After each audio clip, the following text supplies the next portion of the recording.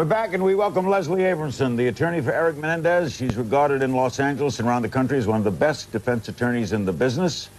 It's nice to have you with us. Leslie, any thoughts on Mr. Grant and that whole hullabaloo? You know, it's funny. I was in New York City a couple of years ago, and I first heard about this guy. There was a piece in New York Magazine, and what struck me was, I think it was him who was talking about lining welfare mothers up against the wall. You know, and I was thinking, I grew up in New York City. This was the city, the original melting pot, the city of tolerance, you know, pre-Mayor Koch. It really hurt that there's a guy who's such a hate monger on the air in New York. And he clearly is a hate monger. You think it's just not just poor attempts at humor? No, well, you know, humor can be very vicious. Humor is a way to conceal real evil intent. No, I think he's a hateful guy. You're writing a book, Leslie? I'm writing a book. The biography of Leslie? The autobiography of my career, basically. My private life, I try to keep private. Simon & Schuster, you got to do an autobiography, you got to discuss your private life. Well, it just sort of weaves its way in and out, but, you know, we keep all the secrets. That's the way. You write the one with the secrets when you're 70 and nobody cares anymore. This will be for Simon & Schuster? Simon & Schuster, yeah. You got to deal with trials? Yeah, I deal with cases and how they're handled. It sort of takes people into the inner workings of how a defense lawyer operates. It's less preachy than, you know, walk with me in my shoes. What's the latest with Leslie and all that happened at the end of the trial that you had influenced or asked a psychiatrist? Tell us what that story was. It's a long, complicated story. What break it down. All right, it's a two-part story. 3 years ago, when we were preparing for this witness to take the stand at the very, very end. This is a doctor, right? It's a psychiatrist. The very end of Mendendez 1, this was a very minor witness. He wasn't my chief psychiatrist. He's Eric's therapist. Guy who worked with the kid when the kid was really screwed up. So we're preparing him to testify. The judge has made a whole series of rulings in the case. I sit down with him and I say, this isn't going to be admissible, this isn't going to be admissible, this isn't going to be admissible. The judge has ruled.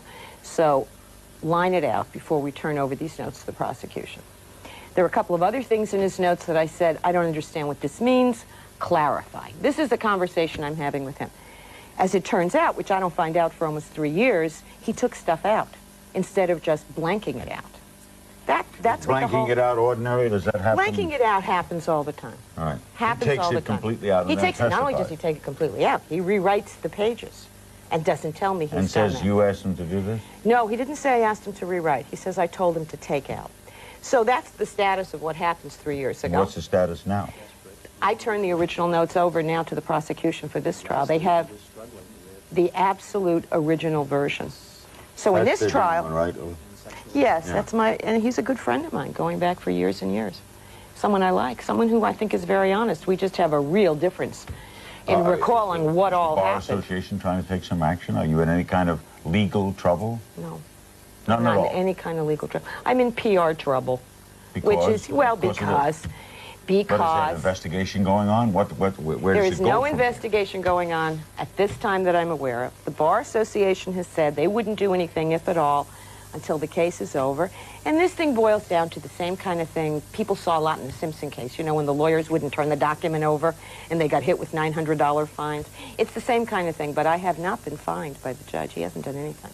Have you spoken to your client since the verdict? I spoke to my client today, in fact. I had a very interesting talk with my client. About? I'll tell you a little bit about her. Please. Okay, he authorized me to tell you. Okay. I have been... This is Eric. This is Eric. I've been trying to figure out where he's going to wind up spending the rest of his life, and the prisons are very, very brutal places, very scary places. So I'm getting increasingly depressed thinking about this person who is a person with sensitivity, with feeling, with compassion for other people. Not a tough guy, being in these prisons. So I told him today on the phone, I haven't gone to see him in a while. I said, Eric, you know, I'm getting really depressed about where you're going to wind up. He says, oh, come see me, I'll cheer you up. I said, but I'm very scared about what's going to happen. He says, don't worry about me. I don't want you to worry about me. I'll be okay. Now, this is just either dementia on his part, or I mean, I know that he cares a great deal about how I feel about things. Does he appear to have totally accepted this now? Yeah, he has. I mean, it's just the way he accepted being in jail. What always convinced me, Larry, that he really had a horrible childhood was how easily he accommodated to the horrible life in jail. In fact, in the first, I'd say, year and a half, he thought jail was a freer environment than anything he had known before in his life. When the verdict came in and they recommended life, we had on relatives of the mother. I saw the show. And they said they never saw an indication. I know. Of that mother doing anything. Let me tell you something. Were they lying? I'll tell you something about her brothers. I know. I talked to Eric about that show and what his uncles said on that show. And I could sit here and refute line by line what they said. You know what Eric said to me? Don't say anything bad about my uncles. Don't say anything bad about my mother. Don't say anything bad about the family. Let them heal. Really? Really. He always loved his Uncle Brian, looked up to his Uncle Brian. Brian said he loved him? Thought his Uncle Brian was his friend. Things changed at a certain point in the case. I can't even tell you what my opinion is. He told me, don't say anything bad about them. Let everybody rest in peace. And that's what I'm going to do. How's Lyle doing? I don't know. I haven't talked to him in a while. I think okay. I mean, you didn't represent him, but you obviously... I didn't represent him, but I know him very well. Sure. You know, and I've seen him grow and change and become a more sensitive person and a more emotional person than he started out. Where would you send them? If you were does the judge have who does? Where would I send them? Yeah, I mean, let's say they have to go somewhere. They're sentenced to life. All right, they have to go to prison somewhere. Yeah. I don't know. I mean, I don't have enough expertise about these prisons. I'd send them to a minimum. The Department of Corrections. I'd send them to a minimum security prison because they're no threat to anybody. But that won't happen. And is there a state minimum security prison? Oh, there are many, many. But the problem is the way the system works is depending on the length of your sentence and what you're convicted of, you start out as a maximum security prisoner, which is what's called a level 4. So they have to go to either a level 4 prison, or if there's some special needs. I mean, Eric does have psychiatric needs, medication needs. He might get into a level 3 prison, but San Quentin level 4. This is not camp. This is not fun. Is San Quentin level 4? Oh, yeah. Yeah. Oh, yeah. Are he and Lyle going to remain together? I hope so. They should remain together? They should remain together, yeah. Yeah. Because? Well, because it's protection for each other, and that's the main concern that we have, is for them to be protected. Does a lawyer have much of a say of how clients are treated in prison? None. Zippo. Unless something really bad happens, you can sue. But none. The Department of Corrections is totally autonomous. The judge wouldn't have any say, even if he wanted to exercise it. Really, they're a world unto themselves. We'll be right back with Leslie Abramson on Larry King Live. Don't go away.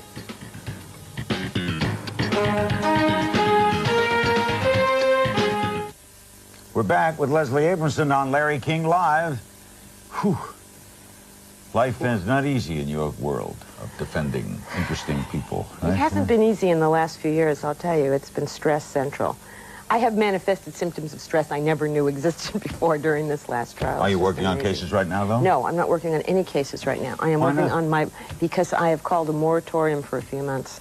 I want to remember who I was before I became the Mendendez lawyer. I did have a life before. Are you angry with the judge for not letting in? I'm not angry with him, no. I've been beaten down into submission. I think he was wrong, and I think that based on not letting in certain things. Oh, not letting in certain things, limiting other things, deciding on one jury, deciding on where the jury pool should come from, taking away our defense at the end.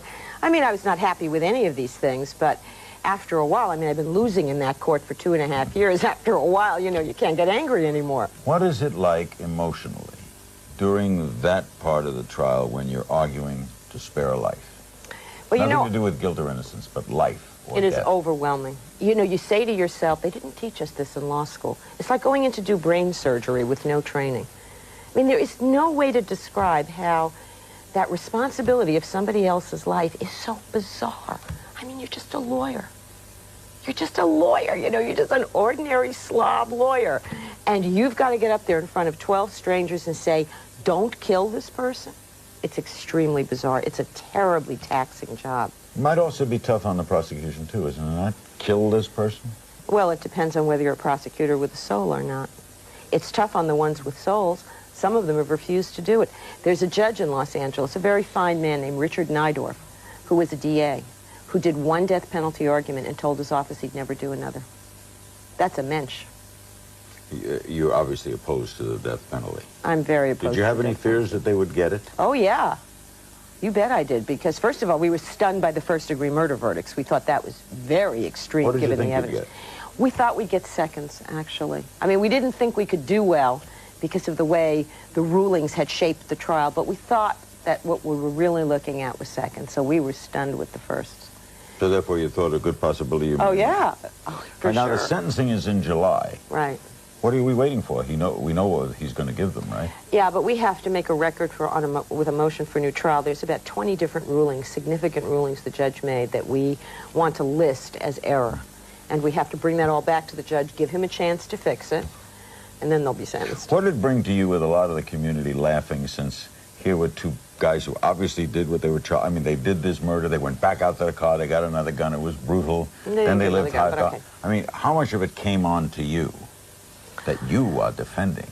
Oh, well, I mean, you know as a defense lawyer that you're not going to win any popularity contests. I usually put that into a shorthand saying, I'm not Shirley Temple, everybody isn't going to love me.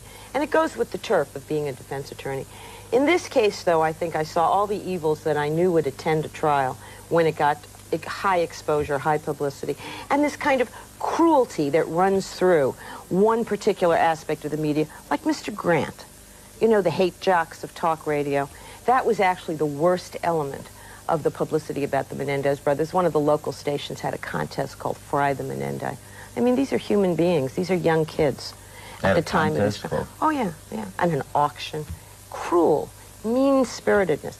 You know what I don't quite understand, and maybe you know, Larry, because you talk to people all the time. Where is all the anger and the hatred that's directed towards criminal defendants, people in public life? Where is it coming from? What is making all these people in this country so unhappy that they get this worked up about things that are outside their own life experience? Lenny Bruce's theory is there's no communism to hate anymore. Maybe that's it. So Lenny Bruce is dead. How do you know that's his theory? He told me it 30 years ago. There was still communism then. Yeah, he said the big problem is going to occur when communism falls. Maybe that's it. Maybe he the country forecast hate radio. Maybe the country doesn't have a political enemy, so we're turning on each other. It's really ugly.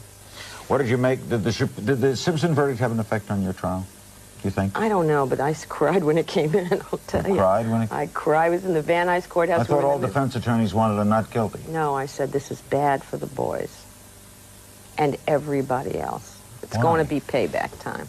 Because the people, the real people of the country, got the wrong view of the criminal justice system. They thought guilty people were walking out all the time, and in fact, innocent people are being convicted. And sort of semi-guilty people are being over-convicted, which is what I think happened to the Mendendez brothers. So Simpson was the exception. Absolutely, the extreme, bizarre, distorted, out there, never happened before, never happened again exception, but it made people angry at the system, and they were going to take it out on other people, not consciously. Do you believe in Robert Shapiro's book that contends that whether you thought he was guilty or innocent, they didn't prove him guilty? Well, I don't know. It depends on each individual's juror levels. You know, I as a juror might have felt differently than the ones who sat there, but I as a criminal defense lawyer should never be a juror. I'm one of the most cynical people on earth. Back with your questions for Leslie Abramson after this. Don't go away.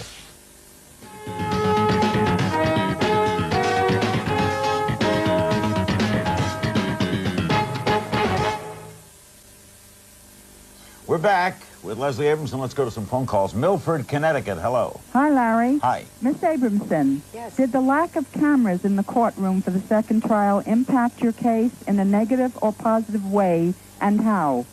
Well, psychologically, on the lawyers, it impacted it in a positive way because we were under less pressure, knowing there wasn't some smart pants like us out there critiquing every move we made.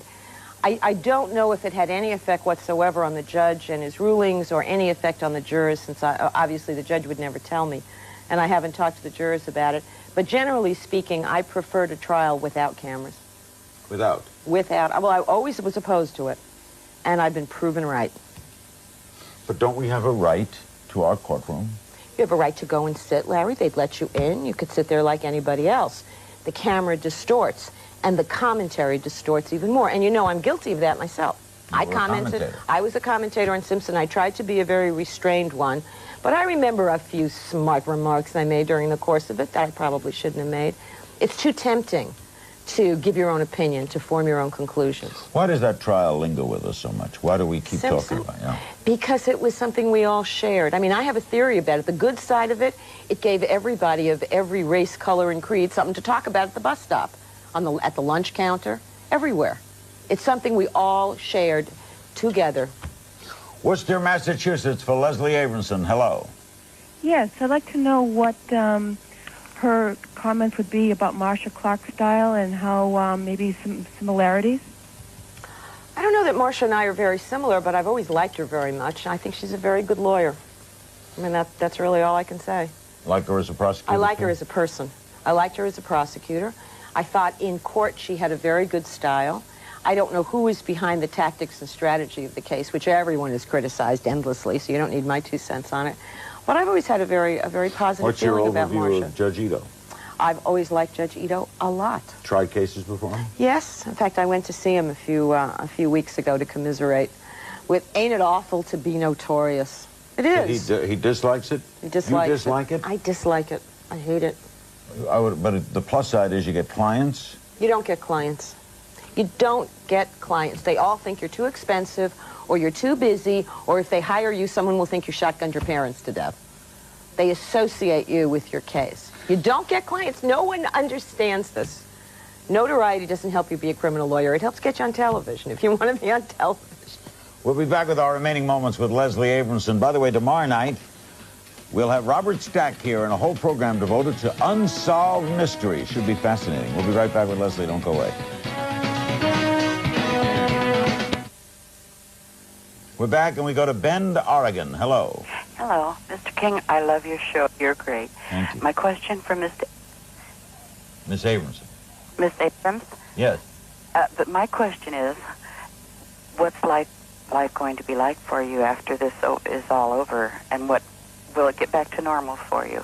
I don't remember what normal is. Normal was 6 years ago. I don't know what life's going to be like. I'm sort of keeping my options open. I have a lot of choices. Is there a chance you might leave law? There's a chance I might leave law.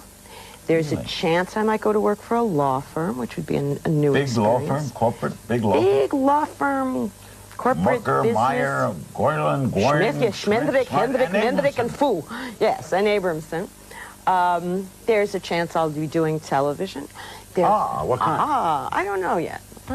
I'm trying to do something newsy, opinionated, but not hate, not angry, if this can be done. Have you thought of a format? We've thought of formats. Talk to networks, talk to people? Talk to people, talk to syndicators. We're talking to networks, so there's a chance to do that. There's a chance I won't do nothing for a while. I might actually stay home and raise the baby. Your husband is in journalism, right? A kid would fall over at a shock if Mommy was home during the day. Your husband is in journalism? My husband works at the Los Angeles Times. Did that affect his reportage? Married to you? No. He's actually an excellent court reporter. He was on the Simpson beat. We had something really... Give him a plug. His name is what? His name is Tim Rutten, and he won a Times editorial award, he with Henry Weinstein, for their coverage on the Simpson beat. And by the way, we're going to do a show on this upcoming, but Leslie adopted a baby. We're going to do a show on adoption. We should do a show about the kind of adoption I did, yeah. There's nothing like it, right? There is nothing like it. Yeah, I was trying to tell you, you should do this. That's right. And you adopted while working on the Mendendez, right? I adopted while working. It took 2 days off in the middle of Mendendez 1 to be at the hospital with my birth mother, catch the baby as he came out. It's a remarkable experience. Open adoption is a fascinating experience. And something, you don't walk around thinking of him as adopted, do you? No, and you know what? There's a campaign by adoptive parents, and I would really like to see us win this campaign. Which to is? Stop having the media identify people's children as adopted children. Do they do that? Constantly. Any celebrity. I was watching George Burns' biography on A&E. His adopted children. There is children. They make second-class citizens. I didn't even know they were adopted. It's all over the place. Every time you watch, you start being sensitive to that issue. You'll see it in print. You'll hear it on television, on the radio. I never thought. Yeah, it discriminates against these children. Thanks, Leslie, as always. Oh, nice to see you. You'll be back on our adoption show. Yes. And back a lot in a few, when the book comes out. Yes. Our guest has been Leslie Abramson, the attorney for Eric Mendendez. Tomorrow night, Robert Stack and Unsolved Mysteries. Friday night, Sharon Stone. And Saturday night, a tribute to the legendary Mickey Rooney. And 1 week from tonight, Peter Jennings. Good night.